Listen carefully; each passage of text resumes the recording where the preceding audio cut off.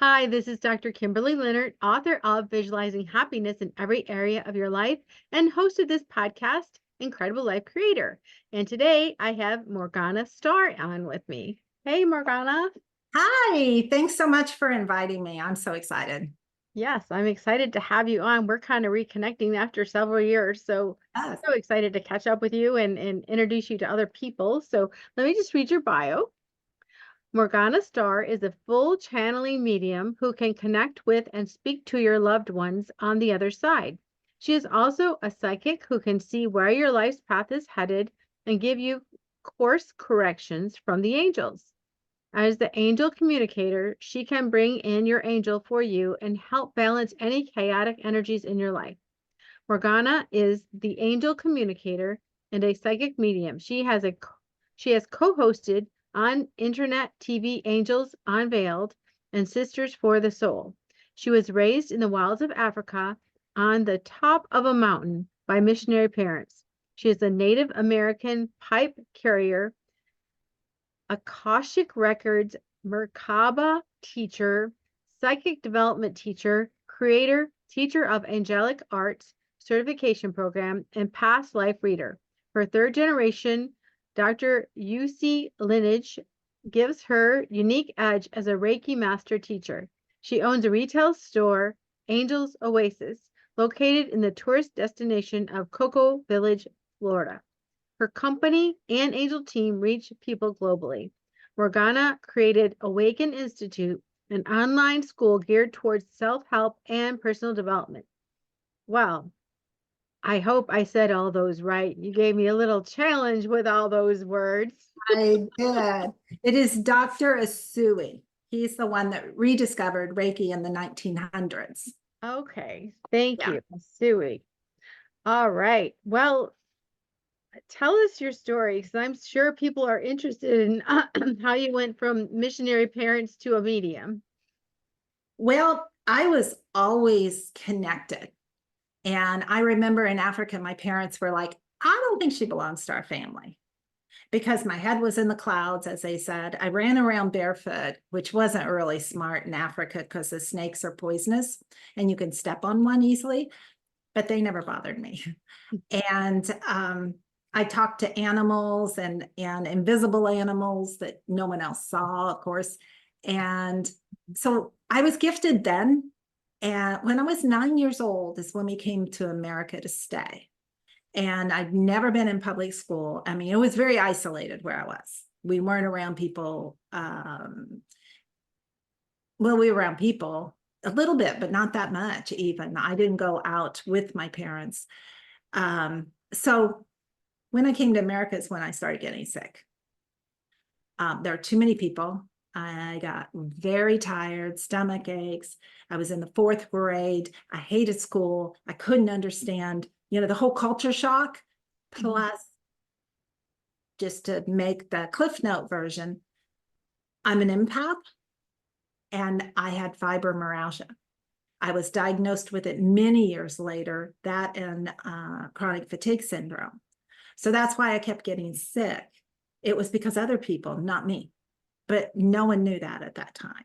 So I was just labeled a hypochondriac or lazy person. So that was fun. And so I was in the church. I was very indoctrinated in the church. We grew up Bible study every day of my life and went to Bible college. Every Bible college in the Church of Christ knew who my dad was. Every church in the state of Indiana where we were knew who my dad was. So I never wanted anyone to really know who I was. So as time went on, and I raised my kids and a lot of trauma with that. And then I couldn't find God in church anymore.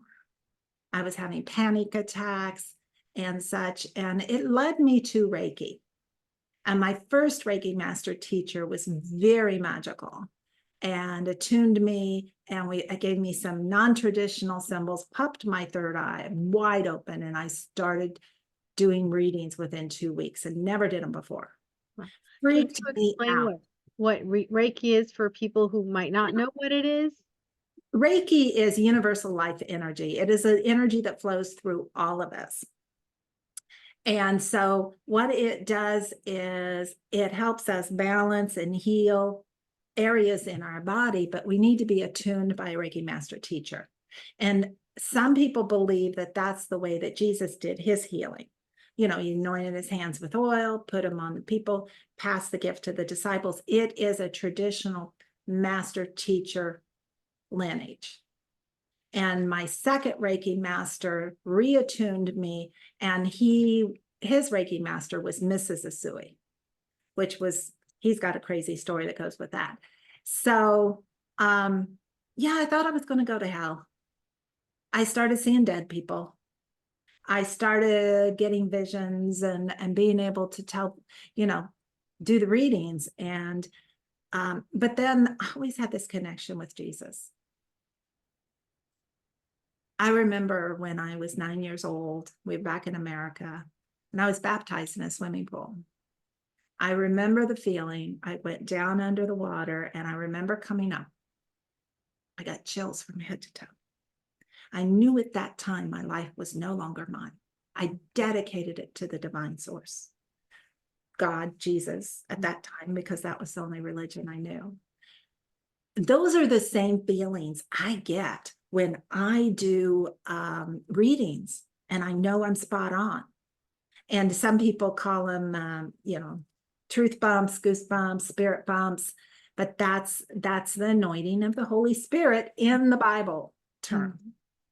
I mean, we're all the same. That's right. So it's really, really cool how all of it works together. When I started doing this, though, of course, my parents are freaking out. And finally, my dad asked me, he goes, I don't understand. You're so peaceful and you don't go to church. How's that happen? And I'm like, Dad, I still have that relationship with Jesus. And I will not throw my gifts back in the face of God. I will use them. And he was cool with it. He even let me do Reiki on him before he crossed over. And of course, it's great being a medium. So he and I still talk from time to time, and he gives me some advice. And some of it is on how to deal with Christian dogma. Mm-hmm. So that's me rambling for a minute. Yeah, but it is wonderful how you just put it all together like that. Because sometimes people get so hooked up on the words or the way we refer to things, and it causes conflict. It causes people to think they're not saying the same thing when they really are saying the same thing. Yes. And in fact, today is the 23rd and full moon tonight. And this is known as Buddha's birthday. This, and not really his birthday, but his time of enlightenment. I just put a little video out about it on my Facebook page. But in order to reach enlightenment, that is the same thing that Jesus did, Christ, all the masters. And they get that detachment. And that's where I try to teach my students to detach themselves from expectations of other people. Mm-hmm. And that frees us up so much. And that's what helped me get over with my parents. I released the expectation that they would understand what I was doing. Mm-hmm. Which is huge, because I don't care how old you are. A lot of us are still wanting that approval from our Right. parents, you know, Right. not like a little kid, but we still want them to like what we're doing and like who we have become.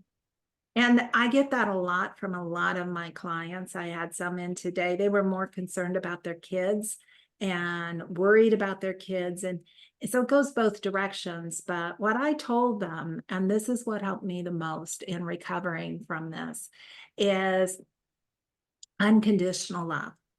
We as parents, for example, we say to our children, I love you unconditionally. I just want you to be happy, right? Right. The minute we say, I just want you to be happy. We pulled the rug out from under them. We put conditions on our love. I'm going to love you if you're happy. And that's why I don't also like I'm proud of you. Mm-hmm. You know, you should always be proud of the other person, whoever it is. And so with all of that, in the unconditional love, it is, I love you no matter what. You can be happy or sad. You can love me or you can hate me. You can live in a box or you can live in a mansion. I don't care. I'm just going to love you.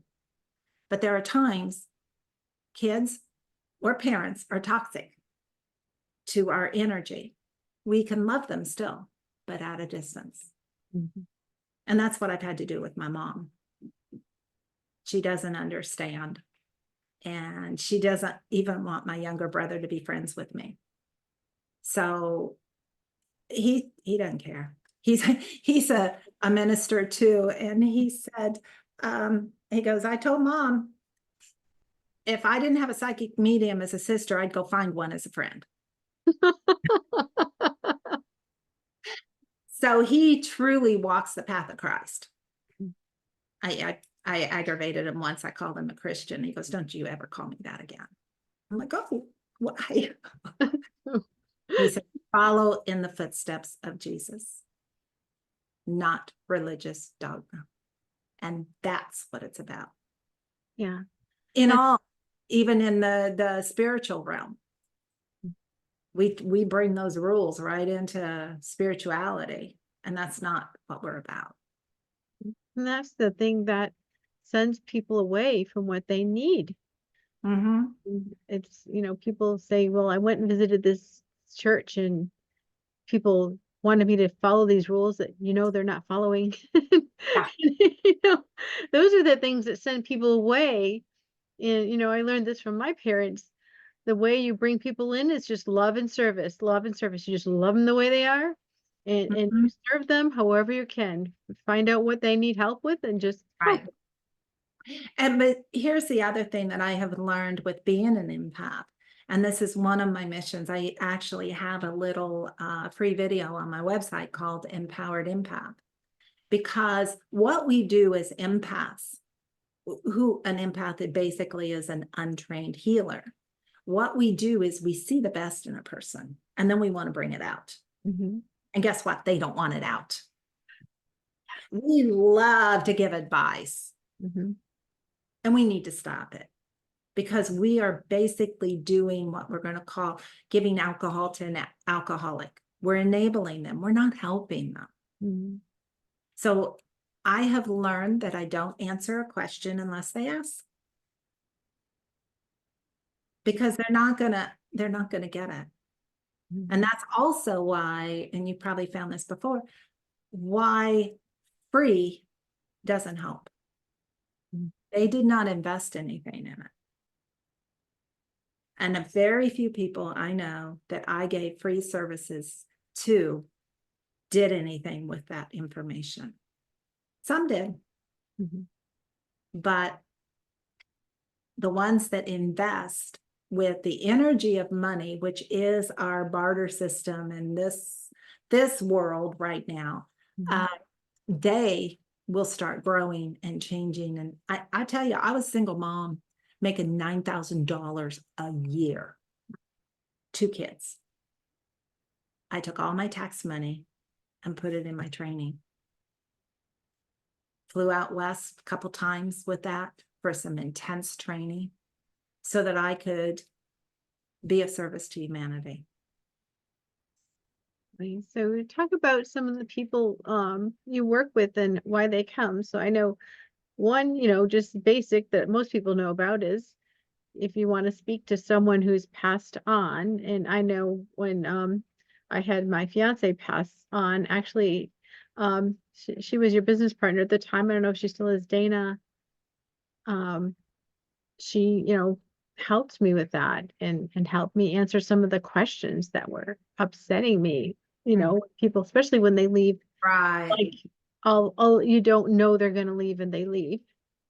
Right, right. And it's awful because it can happen suddenly, or even if you know it's going to happen, it's very, very tough because we get caught into the human aspect of who we are. Mhm. And they what I do is when someone comes in that's lost a loved one, I will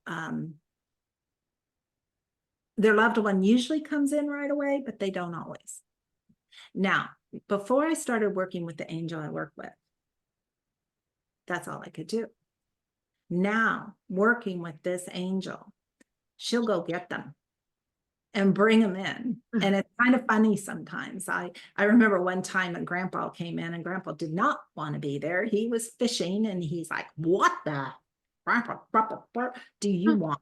Like, calm down, calm down. And then he was okay. But I also speak for them.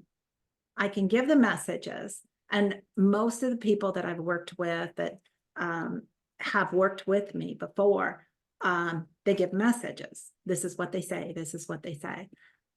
I will speak for them. And I can do it in a light trance, or I can go really deep. And I've been told, I don't pay attention, I can't see myself either, that my face changes, my eyes change, my voice definitely changes. And they can directly contact their loved one. And it's beautiful. I remember being on my knees once, talking to a gentleman. And some people told me about it afterwards because I don't really remember much except all the love I had for him. Because he was my husband, but he wasn't my husband. Mhm. He was that spirit's husband. She had died in the house and she was upset with the other person that was there. And he wanted to move on with his life. So we got closure. I coached him first what he could say to her Mhm. so that he would give her peace because he wanted her to have peace and move on to the other side. Mhm. So I'm tears streaming down my face and sobbing and telling him how much I love him and I didn't want to go and all this stuff. And then we just walked. That's all I know. But he felt peace. Mhm. And there were accidents actually happening in the house. Like the lady he was seeing was being pushed down the stairs. So Oh. yeah. Huh.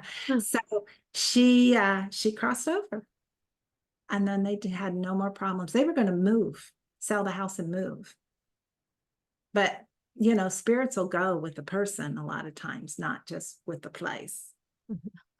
So if they wouldn't have solved the problem then, she would have still. No.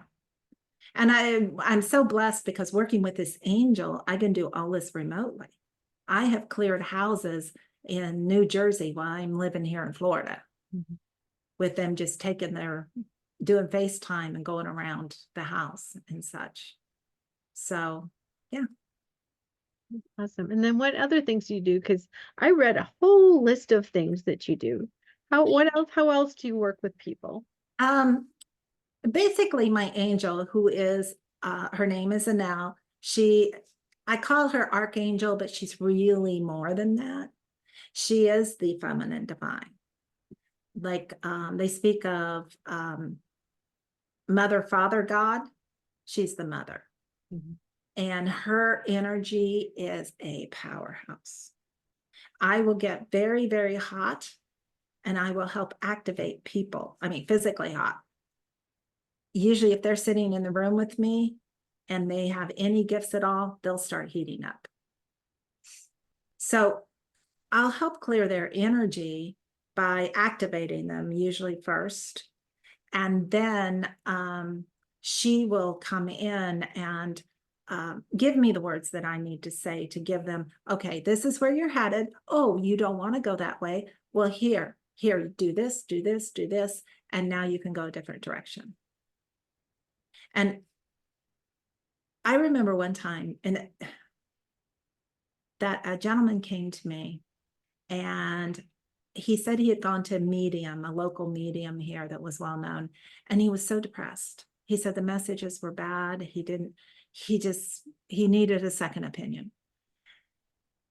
When he left, I remember I was scribbling stuff on a piece of paper.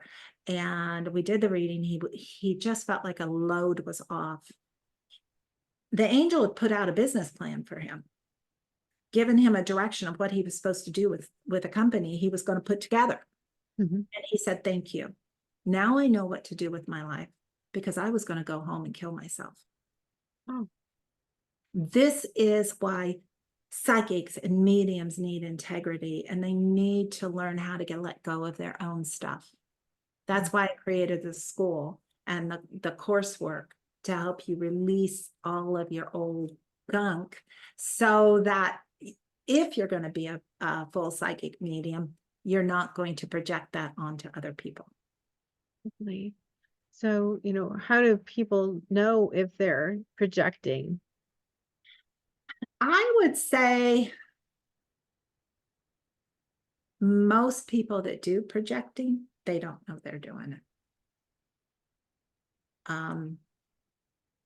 I've had many professional psychic mediums take my course, and then they just elevated even more, because they're doing work that they thought they had done, but they hadn't done in that way. Mm-hmm. So I would say they don't really know. This is why I like to get the education out. And there's new stuff coming in. And that's something that I love. And if you're open to it, we didn't talk about this before, I can do a quick activation. And this is so beautiful, because anybody that sees this podcast, if they walk through this with us, they're going to feel a difference. So what happened to me, the reason I got this like 15 years ago, I'd been a Reiki Master teacher for years and doing all this work, and I was getting sick and sick and sick and going down and taking meds to just survive. And I'm yell at the angel then.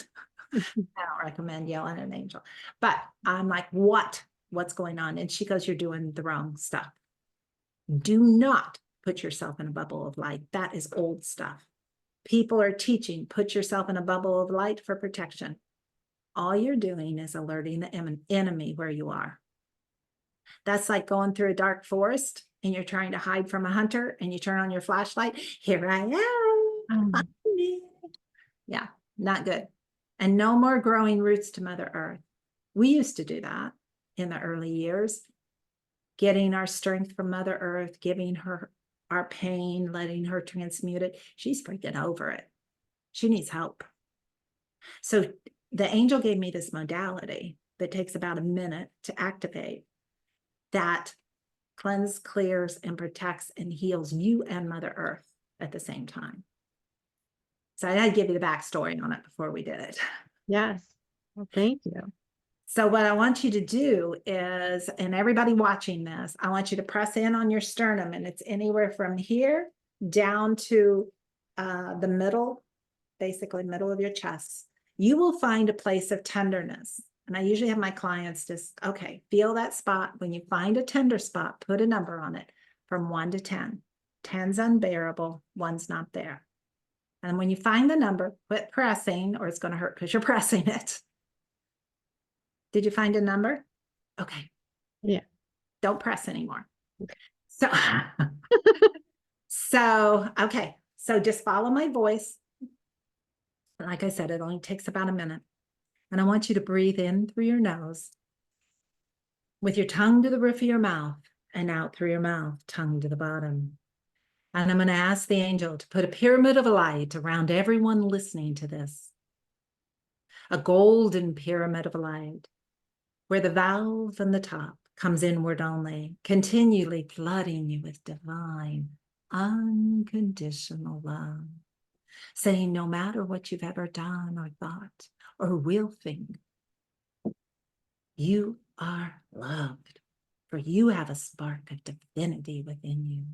And this filters through every part of your mind, body, and soul, all the way to the bottom, where it is instantly transmuted into love, gone out to the corners of your pyramid to balance and heal Mother Earth. And now we're going to vibrate the sides with such divine light and power that nothing negative can come in or out. anything negative pressing up against the sides is instantly transmuted into love, prosperity, and great health on every level for you. And now we will cloak the outside of your pyramid. Darkness can no longer perceive your light. As you shine brighter and brighter, only positive people and positive situations will be brought to you. One more breath in and breathe out like your breath is water and your body's a fire hose down to the bottom of your pyramid. And then open your eyes. So that should feel peaceful. Check that spot on your heart, everybody. See if you can find it. It should be either gone or less. Yeah. Better? Yes. Yeah. People are like, oh, how'd that happen? Yeah. Welcome to my world. Thank you But for all you have to do, if an activation, this is the cool thing. You don't have to go through it all the time. You and everyone that's watched this, that went through this with us, all you have to do is a simple breath in, visualizing the pyramid over you, and a breath out, and it'll activate it. Some of my students will go, pyramid up. And I teach, do it over your bed, do it over your body, do it over your astral body. And all you have to do is ask, and the angel will do it for you. So that way you're safe when you leave your body during sleep, because many people watching this, I know, will come back, wake up, and they feel like they've been beat with a stick because they were in battle all night. They're light warriors and they didn't know it. So put it around your house, everywhere. Wow. I notice if I'm sleeping in the same room with someone else, it keeps me awake more than if I'm sleeping just in the room by myself. I understand that energy is very powerful, and that's why people don't always get that, so that's just shows your positive sensitivity that you're able to see that. So next time that happens, just ask for the pyramid to go around you and stick one around them. It'll only help them feel better. Yeah. Definitely do that. Yeah. Thank you. Mm-hmm. So, when you're talking to people and, doing readings for them, is there a piece of this that's a healing piece as far as, is there a physical healing, or is it, everything just emotional? The way my angel works, it hits all those points. Most of my clients, I would say 95%, will tell me as soon as they've had even a reading with me that they feel 50 pounds lighter. So there is a way this angel works that I don't totally understand. I mean, angels are interdimensional beings and they work on a whole different level. I sat across the table from a gal once for 20 minutes and did a reading. And then I think for 5 minutes, she just said she hadn't been able to sleep. And she had, I think that was all she said. She couldn't sleep. So I did the work. I did the pyramid on her. She walked through it. And then I also put an L symbol there. I don't have a rendition. Yes, I do. This. Uh-huh. I put that there on her, just drew it, pushed it into her like that.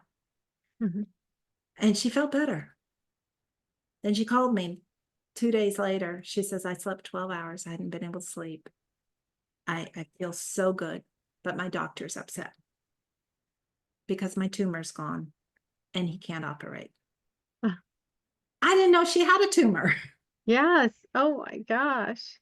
See, our dis-eases are brought on by the energy around us and the energy that we consume. And that's when she moves them out, she moves them out. Yeah.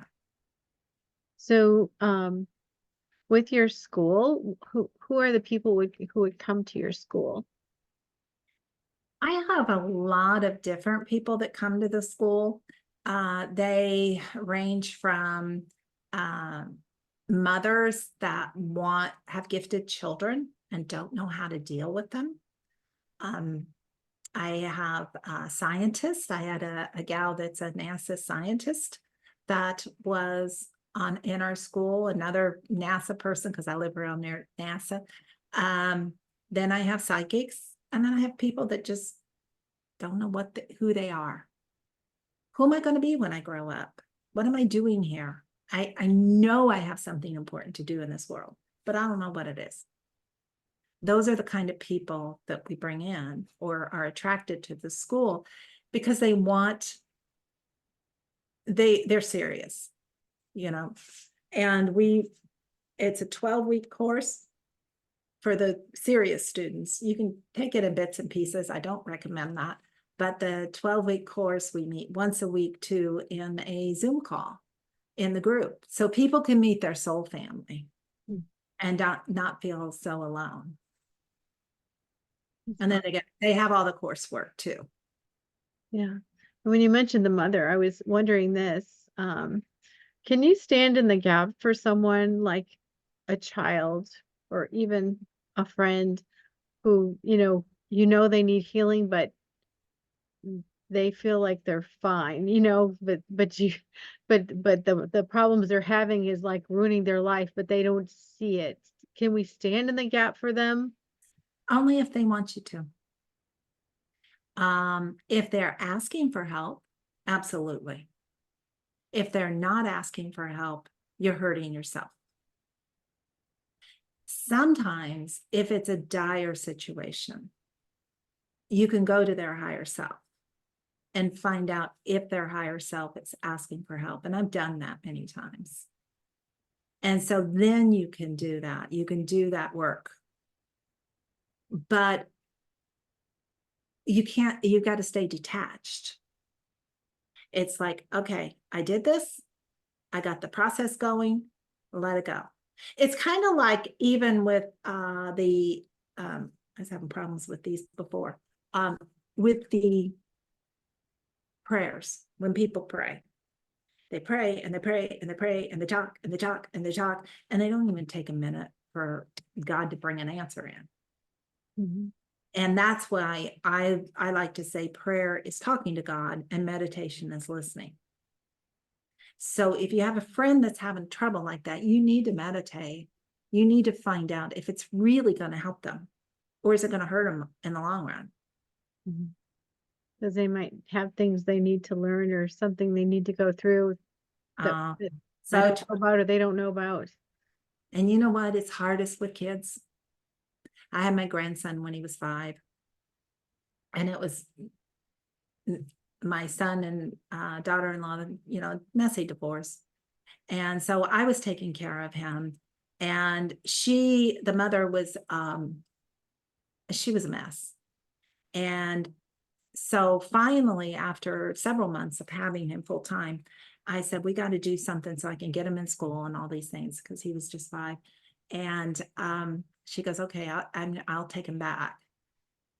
Oh God, pull my heartstrings out. I'm like, I was so worried about him. And then I let it go. I'm like, this is his life lesson. And guess what? She straightened her life up. Beautiful lady, had another child with a wonderful man, supported her son, always let me be in his life. And now he even quit college because his business was doing so well. And he's making good money with what he does. He just turned his life around. If I had taken that lesson from him, he wouldn't have turned out that way. Mm-hmm. How dare I think I can do everything for everybody?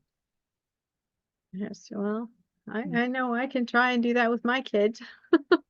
So, well, let me know how that works out. Not so well. Yeah. You gotta let them be free. I mean, my kids, they don't communicate with me at all. They did for many years. I was a single mom. We were tight. It was wonderful. And the divorce thing was part of the issue, because I wanted to stay connected with Kyan, my grandson. And they were just very judgmental, but I raised them that way. I raised them to be judgmental because I raised them in the church and then changed when they were preteens. So, and they were abused by their dad. So they would be like, come against me because I should have protected them. I didn't know, so I couldn't protect them. But that's the unconditional love. They can find me. You can Google me and find me. And they know that. But I'm not going to fuss over it. It's their lives. They can do what they want. Just accepting and detaching, like you said, but it's not as easily done as you're saying. That's for sure. No, but there's, oh, my book's not nearby, but I can't pronounce his name. There's this Buddhist monk that brought mindfulness meditation here to America. He passed away a year ago, I believe, and amazing stuff. And I have a little book of his that I just look at from time to time. When you are in mindfulness, stuff around the world doesn't bother you. You are here. The future's not here. The past isn't here. We're just here. And so we create problems in our own minds by, what if I should have, why didn't I?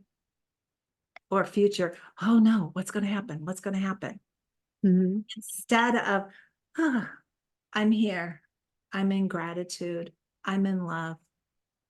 Even the walking meditation, it's really cool because at the store, as I walk around, I'm like right there walking, being grateful for how my feet move, how the body moves. It's practice. That's why they call it a meditation practice. Right. Well, that makes sense. Yeah.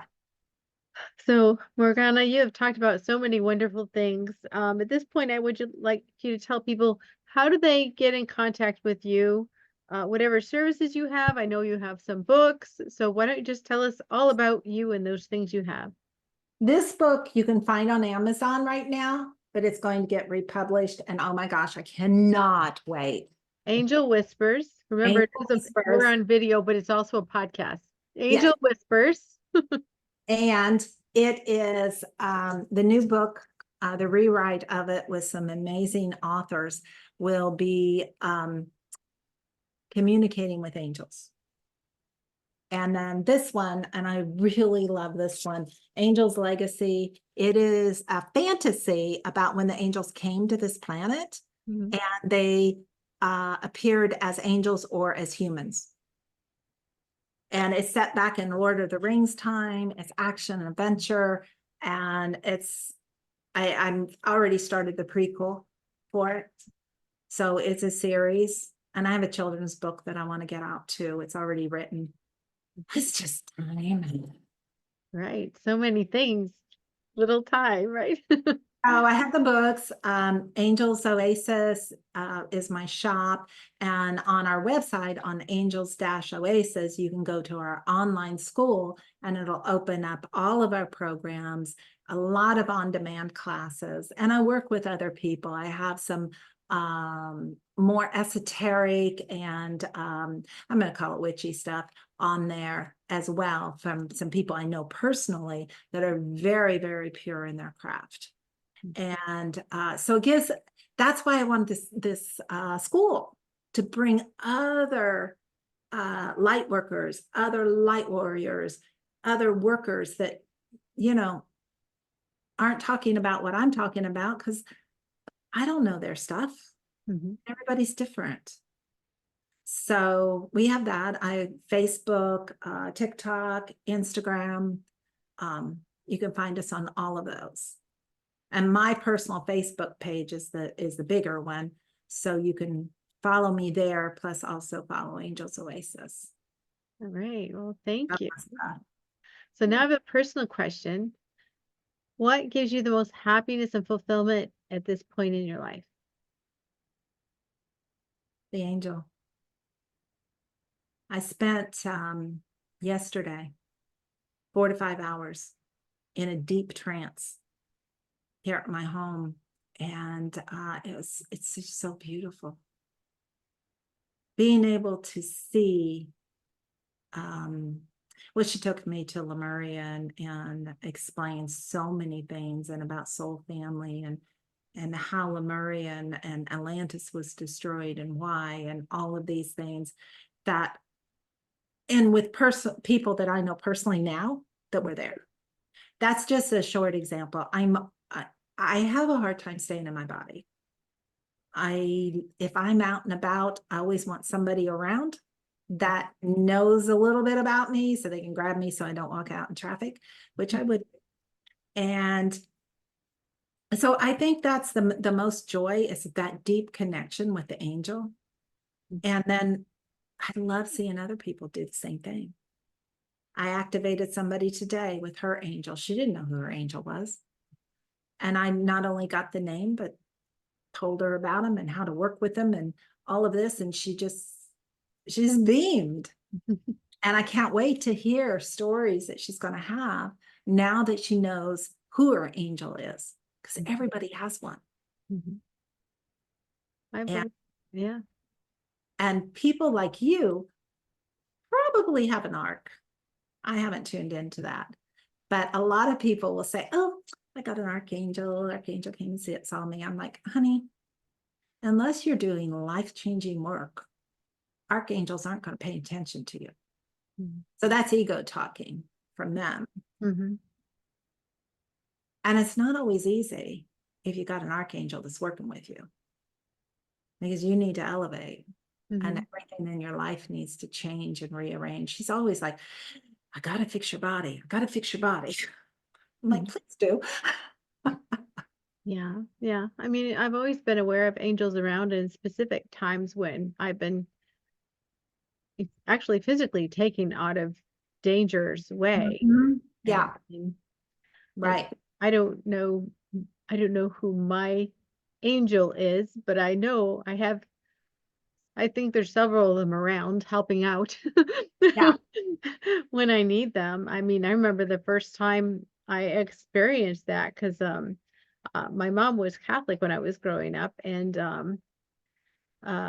she taught me about angels, and I was 6 years old walking down a country highway where cars went about 45 miles an hour, but they hardly ever came by, so Right. I was doing my daydream like 6-year-olds do in the middle. I mean, almost on the yellow line in the middle. And all of a sudden I was pushed to the side of the road, and a second later a car whizzes by. That's my first experience of being very aware that there's angels, because I didn't run off the road. I was like pushed off the road. Yeah, that's awesome. That's awesome. And I do get a sense of a higher, one of the arcs around you. So we need that. Here's the thing too. Years ago, I had a Santeria high priestess do a reading on me. And she goes, I have never seen so many power animal totem guardians. You don't have any that are not strong. I'm like, wonder why that is. It's because I needed it. It didn't help. I mean, I had to have that power because inside of me, I grew up, like I told you, in the church. And so women were to be seen, not heard. Very abusive. And I picked a lot of relationships like that. So I needed to get my power.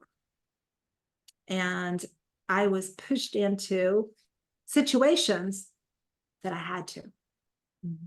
I either did it or died. So it's really cool when you have that, and it's even better when you wake up to it and you know who they are.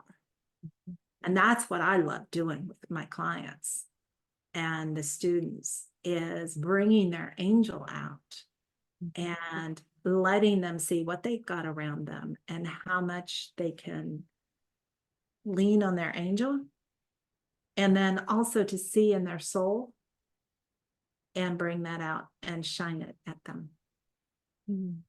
People forget how beautiful they are, how special they are. And I want them to see that and the power of the creation. See, we think, and we've been taught we're victims. So because of that, we need to rethink and realize we are creators of our own destiny and our own reality. And how do we do that? The only way that I know is with the angels, because angels don't care. They don't care if you go right or left. They don't care if you believe in them or not. They splice some of their DNA into us so that we could evolve into humanity, and they continue to work with us, and they're continuing to work with our DNA if we allow it, and we know how to do that, so that we have free will. Mm-hmm. And that's the thing. Most of us are like, well, tell me what to do. Tell me what to do. No, I'm not going to tell you what to do. I'm kind of a hard coach like that, because I will ask questions until you get the answer. Mm-hmm. Because I'm not going to help you at all if I just spew out stuff. Mm-hmm. I want you to not need me anymore. I want you to be the best version of yourself. And you can go help humanity. You'll reach people that I never reached. That's what it's about to me. Mm-hmm. And that's why we need unity.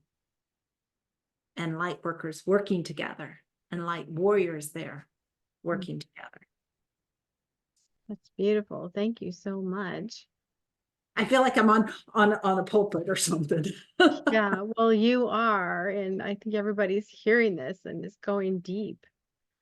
So thank you. You're And, welcome. thanks for being on the podcast today. I do have one last question for you. Okay. What is your best advice on living an incredible, amazing life?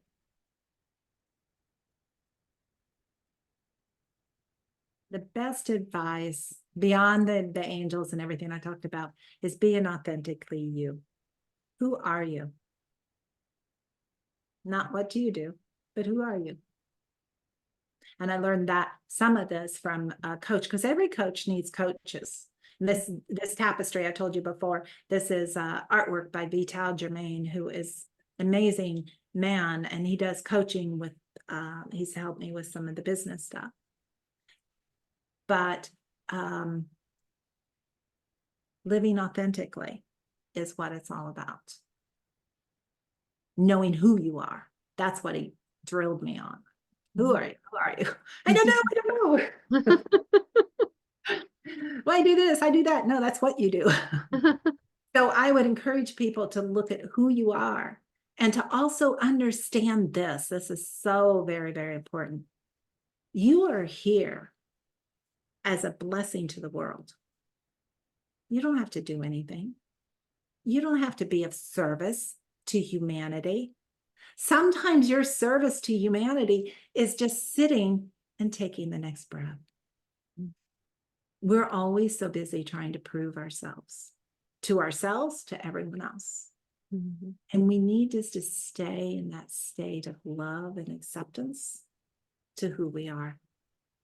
And then that will shine out. And when you're being authentic about you and not trying to hide something because you're afraid somebody's going to judge you wrong, they're going to judge you. Mm-hmm. That's what people do. Give them something crazy to judge you about.